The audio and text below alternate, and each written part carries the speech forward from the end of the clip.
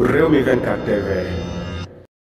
mi ngoog mbokk yi ginnaaw ba nga xamee ne kii di mandataire Ousmane Sonko bi demoon na foofee ca Sénat ngir rek mën na jël fii su parrainage Ousmane Sonko bi li ci doy waar rek mooy rek ñu ne président boobu nga xam ne rek moom moo jiitee Sénat daal kon kii di Ayib Daffé fekku ko fa kon bokk affaire yi foofu la mujjee Sénégal foofu la toll mi ngoog ginnaaw ba nga xamee ne rek Ayib Daffé mi ma nga doon jàppante ca DG lu yàgg rek mun cee jot kon tey jii ba mu xëyee rek fa mu jubali rek mooy gênage daanaka sànq la woon ci ngoon